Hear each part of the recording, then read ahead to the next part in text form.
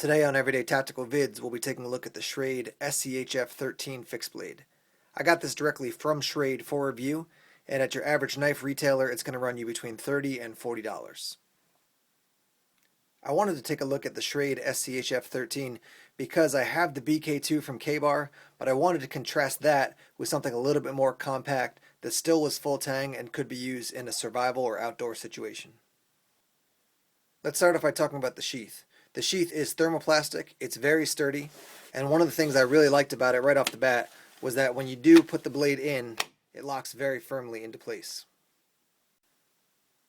Up top here you can see these two grommet holes. You could run some paracord through there if you want to attach the sheath and the knife to something like a backpack. You can also attach the knife with the sheath to a belt and then run some paracord through these if you want to attach it to your leg. Additionally, you can see these two bolts which run through to the other side. If you remove them, you can actually take this belt attachment point and adjust it into various positions. You can also see that this is the belt attachment point and you would run your belt actually through that loop. Here's just one example of how you might want to re-rig the sheath. If you ran your belt through here and it had the sheath and the knife on your lower back, the handle will be sticking out to the right, and so you would reach around with your right hand to your back and then deploy the knife with your right hand out towards your right side. Here are a couple specs on the knife. Your blade length end to end is 3.7. Your total length for the knife is 8.5 inches. Your weight is 7.4 ounces, so it does have a little bit of heft, but still very manageable, doesn't feel very heavy when you're holding it.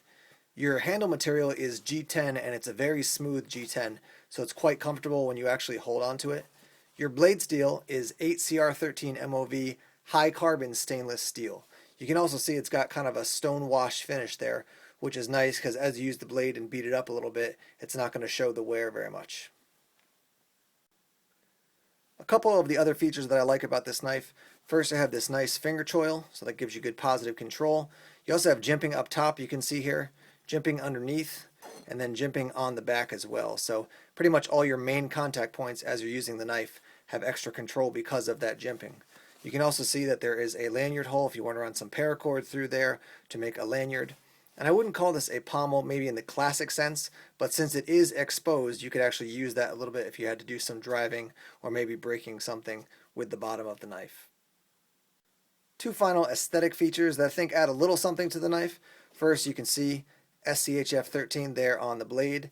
And then if you look here, they've got these little star features that are etched into the bolts that go through the handles on both sides. Certainly that doesn't really impact the function of the knife, but it is a nice little detail that they've added. Alright, you've seen it in the studio. Let's take it down to the field and do some testing, see how it holds up. We're outside now doing some field testing on the SCHF13. I wanted to show you how I have this set up on my belt. As you can see, it's on my right side. It does ride a little bit high, but that's how I like to have it set up. And you can see deployment is easy. Here you can see I have an old antifreeze container. Let's just see how the knife does cutting into something like this.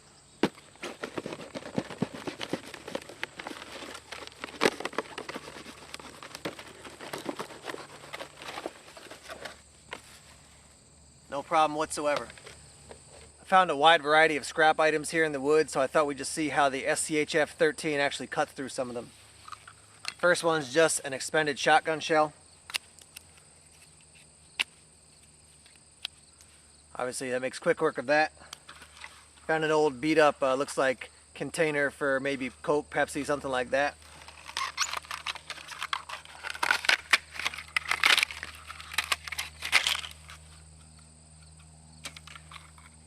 Here's a piece of rubber hose.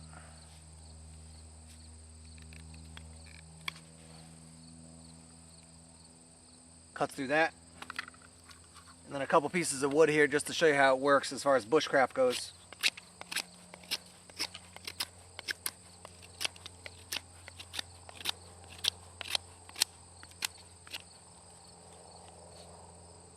Now I did mention earlier that it doesn't have a pommel in the classic sense, but since it does have a tang that runs the full length of the knife and there is some metal exposed at the bottom, let's show you how it could work to do some breaking or crushing.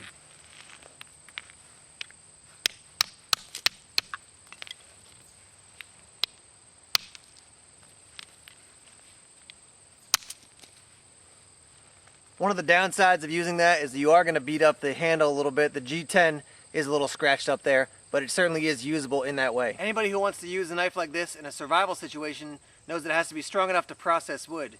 We have 2 pieces of wood that I found here, and also we have a piece of processed wood back here. This is a piece of 2x4, so we'll try some batoning with all 3 of these pieces of wood.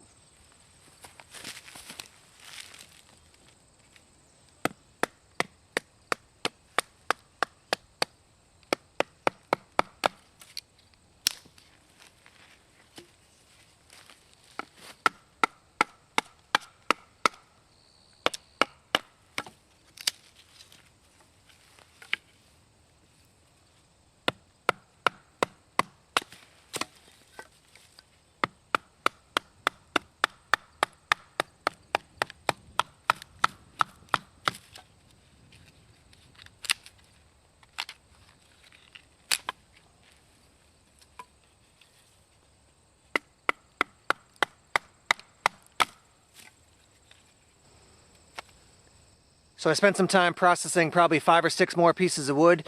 Here's what my pile looks like. As you can see, no problem whatsoever for the SCHF13 to be used for batoning. Now we'll test it out doing some batoning in live wood.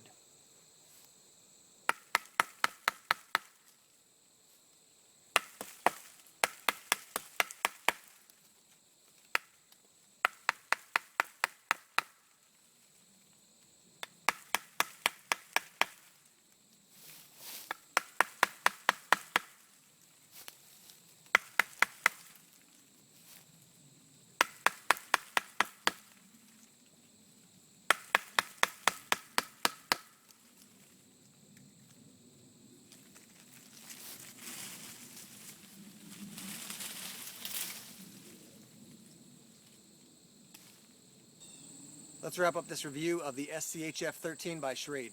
Pluses of this knife: full-tang construction, compact, lightweight. I really like the sheath that can be set up in a variety of different configurations.